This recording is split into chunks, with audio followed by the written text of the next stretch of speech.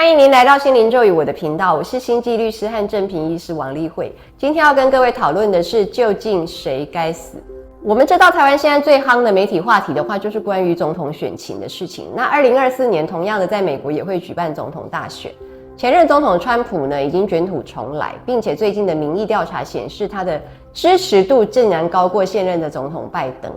那在川普总统任内4年啊，他总共处决了13位联邦的死刑犯，意思就是说呢，死刑判了可能常常迟没有处决，但是呢，到了川普手里的时候，他就赶着办，把这个死刑给他执行了。而且呢，这13位全部都是在他的任期结束前7个月内把它完成的。他在卸任前的7天，还在急忙批准第12位的死刑，让他能够顺利执行。在他卸任前4天，他还急忙的在批准这第13位，让他赶快的执行。所以我们不知道为什么他对于这个死刑有这样子大的热情啊，一定要竭尽所能的把他赶工，把它完成。那13位我们听起来我们不知道究竟是多是少，我们要有比较。那可以看过去60年来美国到底执行过几次的死刑，我们发现13位呢是过去60年来的3倍多。那这样各位就知道是很多了。而且呢，川普总统之前啊，已经有整整17年都没有执行过了，所以川普呢是把停止执行的这件事情全部揽到他身上，把它完成哦。那我们来讲一下，在这个第12位呢，她是一个美国70年来首次执行的女囚犯的处决哦，也就是说很久都没有执行这个女囚犯的死刑的执行了。那这个女囚犯是2004年犯的罪啊，她整整到2021年的1月13号才执行。我们知道她整整这样17年当中有很多的机会可以不断的去寻求翻案，但是她完全都没有成功。所以她到底是如何的罪大恶极，我们来了解一下。她叫 Lisa Montgomery。2004年呢，她就是在网络上认识了一个23岁的年轻妈妈，然后他们两个就谈得很愉快啊，说我们都是很喜欢狗，很喜欢动物。那这个受害者就邀请 Lisa Montgomery 去他们家看小狗，看喜欢哪一只呢就可以领养。Lisa Montgomery 她就开车开了274公里呢，到了这个受害者的家里。初次见面，未曾有任何冤仇，她就勒死了这个受害人。而且受害人当时已经怀孕8个月了嘛，这个 Lisa 呢就剖开她的肚子，然后剖开她的子宫，把这个胎儿挖出来。她竟然还会帮她结扎这个脐带啊，他竟然还会绑脐带这样子因为可能也他自己生育过4个孩子了。那这个胎儿被他绑架之后呢，他就宣称说是他自己生的。后来被抓了之后呢，这个宝宝是有被安全的送回去，有存活下来，送到这个家属的手中。那他这样子被起诉之后，检察官认为他真的是凶残至极啊，天性泯灭啊，一定要处以极刑啊。所以他就被判死刑嘛。那我们听也觉得确实是凶残因为这个受害人是这样的 nice， 而且这么年轻，而且没有真正对他有任何的伤害，跟对他有任何的侵犯或者是任何的攻击，他就这样残忍的杀人，还可以剖尸这样。所以听到死刑的优点的话，第一个当然就是它可以预防犯罪嘛，因为我们既然杀鸡儆猴，让大家知道这种事情是不能做的，希望呢下次大家就不要再贸然尝试了。第二个的话就是应该加以惩罚嘛，因为这个 Lisa 做错事情，她就应该要被处罚，所以这叫应报理论。那第三个，杀人的话不但只是轻易的惩罚，而且是应该要以命抵命嘛，因为你拿走了别人的命，你就应该要赔一条命来，这个是死刑的优点。那我们来看一下，反过来讲，死刑有哪一些地方是不大合理的呢？首先就是以命抵命这一件事情，因为呢，怀孕的妈妈这个受害人她的命已经被取走了。我们今天取了 Lisa 的性命呢，到底 Lisa 的命是赔给谁？因为呢，取了她的性命之后，她也不能够让这个受害者再次复生。所以呢，好像这个 Lisa 命是赔给社会，而不是赔给这个受害人。那第二个是呢，谁有权来决定 Lisa 该死不该死呢？其实真正有权利决定的应该是交给受害人这个怀孕8个月的年轻妈妈来审判吧，她才有权利决定 Lisa 到底该死不该死。但是呢，因为这个受害者已经去世了，所以就变成是法官还有陪审团来决定。这些人真的有权利吗？因为我们觉得呢，我们一直讲不能够无缘无故的去杀害别人嘛，可是当我们去判人家死刑，或是在我们心里面一直同意他该死的时候，其实我们自己不就也是杀人犯吗？再来呢，第三个就是呢，什么样的罪真的应该判死刑，既然可以因时因地而改变。比如说呢，在古代中国啊，如果女子通奸的话，就要浸猪笼。我们在中国广东的梅县有一个叫绿枯潭的地方啊，潜水爱好者他们潜到潭底的时候啊，吓了一大跳，因为那里面竟然有数十具的枯骨，而且呢，经研究之后发现全部都是女生，那这些就是被浸猪笼的哦。那为什么男生通奸不用死，女生通奸就要死？所以这个死刑到底是不是哪个罪需要死刑？这个好像是有一点不是真的替天行道、伸张正义嘛，对不对？那再讲说呢，古代呢，圣经也说啊，如果有人犯罪的话，你就可以用石头把他打死。那通常也是女生在被打死嘛，因为也没有男生因为通奸而被打死。那后来呢，在这个圣经里面发生一个故事，说有人又拿石头要打死一个通奸被抓到的女士，那耶稣就讲，他就说，你们当中谁是没有罪的，就可以先用石头打他。结果这些人自己想一想，从老到少就一个一个离开了，因为他们想一想，自己都是有罪的人哦，好像也没有那么有权利去替天行道这样子哦，因为自己本身也是犯人跟罪人这样。好，然后再来的话，到现在通奸这个罪，台湾已经除罪化了，已经没有用刑法相绳哦，你只能够用一些民事赔偿的方法去要求一些金钱，我们不能够把通奸人抓去关。所以感觉呢，到底这个罪是不是需要判到死刑这样的极刑呢？不过就是这个时代的集体的意识不一样哦，时代的人的观念不一样而已。或者我们换一个地方啊，说因地而异嘛哦。我们知道在伊斯兰教的国家，如果你是同性恋的话，你就可以判死刑了。可是换到台湾来，我们觉得同性恋我们尊重这个性别倾向的多元化。所以到底死刑是谁来决定？他必须要严重到该死的地步，真的因时因地而异了嘛？再看到第四个是说呢，我们呢发现到，如果我们判了冤狱的，我们夺走了人家的生命，我们才真的是谋杀者，因为他根本就没有犯罪。那第五个，如何去除种族偏见啊？因为在美国我们发现啊，黑人被判死刑的就比白人被判死刑的多很多啊，可能他们犯的罪是相当的，差不多的。但是呢，黑人就会被判死，白人就不会被判死。如果你够有钱，可以请到一整群的辩护律师团，那么你就可以逃开死刑。所以死刑真的公正吗？然后再来呢，第六个，政治因素的介入也常常呢导致这个死刑不那么的让人家觉得舒服啊。我们可以讲一下像郑捷的事件，他个人其实就是一心求死嘛，但是呢我们还是有走完程序了哦。最后呢，最高法院呢判他死刑定谳之后19天，他马上让许多要帮他争取再审或者是提出非常上诉的团体哦，或是说法律之友完全措手不及。因为呢，当时的法务部长罗雪莹女士呢，在她退休或者是说卸任的前10天，她是加班赶工哦，批准了这个郑捷的死刑的执行。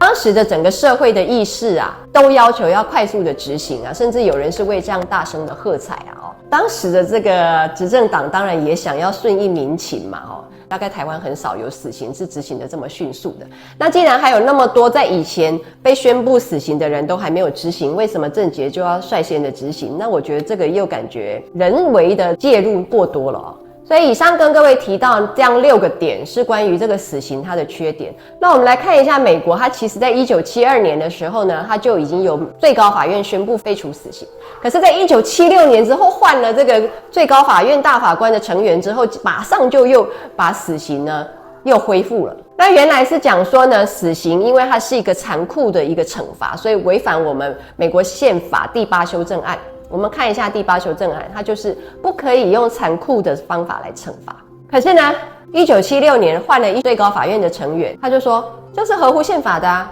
所以死刑就又被拿回来了。那我们再来看呢，换了一个总统就可以有不一样的命运。因为呢，川普先生赶工的关系嘛，他就急着完成，就差了那么几天而已。拜登一上任之后，他就宣布我们停止死刑的执行，把这个暂停哦。不用急着做。所以呢，这个第12位的死刑执行，还有第13位的死刑执行，其实就只差了7天跟4天，他们就逃过一劫了。因为换了一个总统之后呢，就会把这个死刑暂缓。那我们要讲清楚的是说呢，美国联邦的死刑跟美国各州的死刑执行，我们现在讲的是不一样的，因为联邦有联邦的死刑的法律，各州可以自行决定。所以我们刚刚讲的这个川普先生执行的是指犯了联邦法的，在联邦的审理之内被判死的哦。那各州自己里面的这些死刑的情况，我们今天没有列入讨论。那我们现在再回到呢，我们来看一下这个全球啊，最喜欢执行死刑的国家是哪里？首先第一名是中国大陆，那他究竟判死多少人呢？是一个秘密，我们没有正确数字，因为他们不对外公开。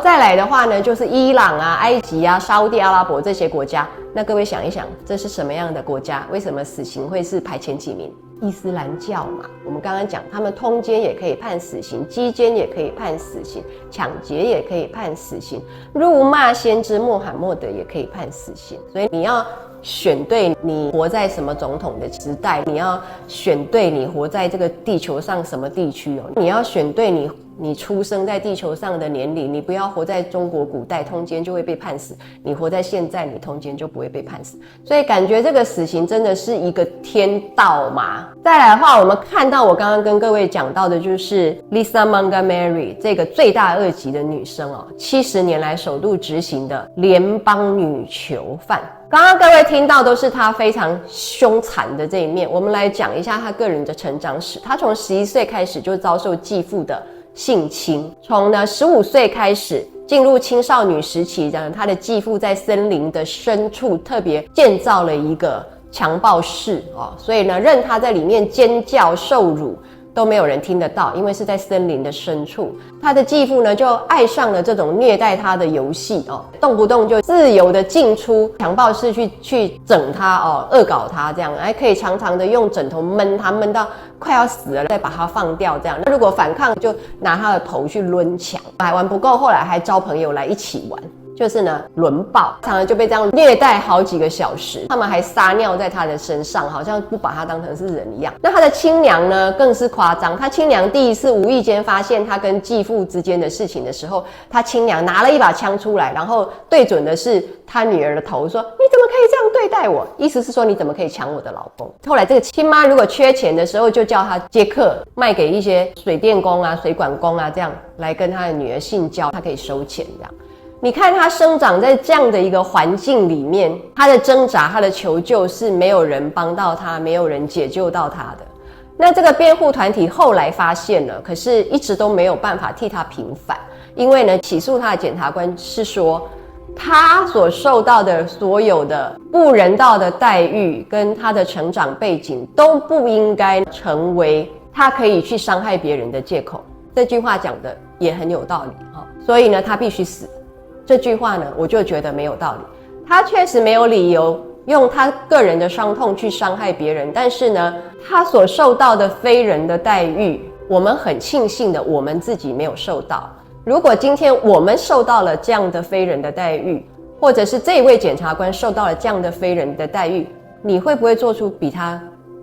更夸张的事呢？那可难说了。所以既然我们没有受到他这样的待遇的话，我们有什么权利去起诉他，去判他死刑呢？不过显然陪审团都没有被这些辩护律师说服到。那我们呢，举另外一个例子来讲呢，在2019年的时候，因为美国发生一件事情啊，就有一个警察用他的这个膝盖呢，去压在一个黑人的这个脖子这里，把这个黑人直接压到死了。然后这个黑人叫做 George Floyd。于是当年呢，就发起了很多对警察不满的这些示威运动，我们叫做 George Floyd Protest。全美各处很多地方都在宣嚷这件事情。那当时就是有一个年轻人，18岁而已，他就拿着步枪啊去参加了那个示威游行。结果呢，他就号称说我要保护这些店家，因为你们这些示威的人呢都太激动了。结果他就开枪杀了2个人，然后让另外一个人重伤，就是3个了哈。后来白人少年18岁了他被判无罪，因为他宣称他是正当防卫，陪审团接受了。那当他被判无罪的时候，就跟他的辩护律师在那里露出欢欣的笑容，在那里得意洋洋的表示他获胜了。我们看了什么感觉？如果我们觉得 Lisa Montgomery 应该死的话，那这个白人少年为什么他就可以是无罪呢？我们看到呢，在美国目前最近的一个死刑的一个案子，我们叫做 Bucklaw v. Forsyth。这个 Bucklaw 呢已经被判死刑了啦，他这个不是要告说他不想要被判死刑，或者是他要去提上诉去平反他的死刑，他告的是说他不能够接受药物的注射，因为他有海绵状的脑血管的这样的一个疾病，如果他注射这个药剂 pentobarbital， 他会经历非常大的疼痛哦，没有办法像大家想象的说 pentobarbital 这个药就是用来做安乐死的啊，它本来就是不会让人疼痛的哦，所以应该是非常人道的死法哦，不会违背这个美国第8修正案说残忍的惩罚。哦，就是 pentobarbital 打下去这个死刑叫做不残忍，意思是这样。那这个在2019年的这一届的最高法院大法官的判决之下，就是说，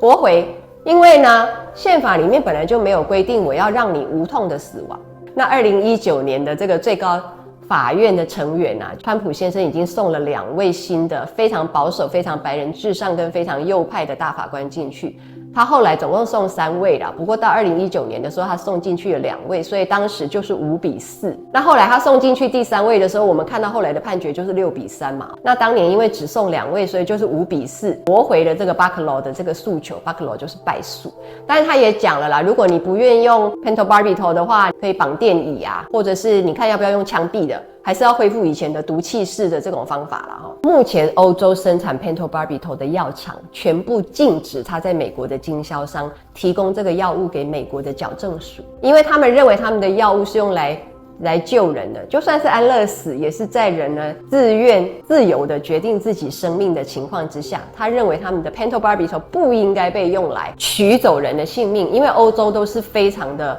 反对死刑的，而且他们也早就都废死了。美国是现在少数的民主国家还有死刑的哦，台湾也是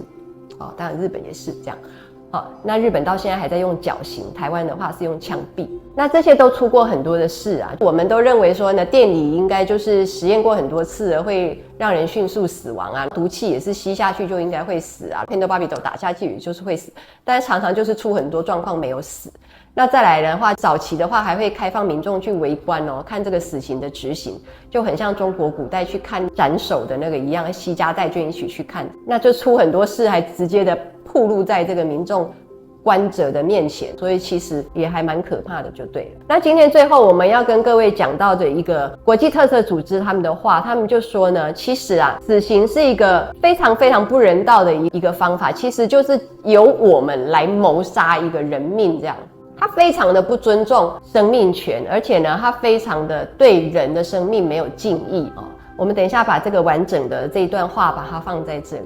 他认为没有任何的理由可以让我们执行一种这么残忍的一种惩罚。各位可能会觉得说，那罪大恶极这样的人，我们不让他死，那请问可以怎么样呢？我个人建议是说，我们可以用无期徒刑，而且不准他假释，这个已经是非常强烈的做法了。我们其实无期徒刑都是要经过30年，如果审核之后才有可能假释。那如果真的觉得他是恶行滔天，没有教化之可能的话，我们可以让他不假释，但是我们不要去取走他的性命。那各位可能会觉得说呢，为什么他这样罪大恶极的人，我们还浪费国家口粮养他一口饭啊？那这一点我要讲的是说呢，其实我们也都是有罪的人哦，我们罪大罪小这样而已。那这个地球也是一直在供养我们，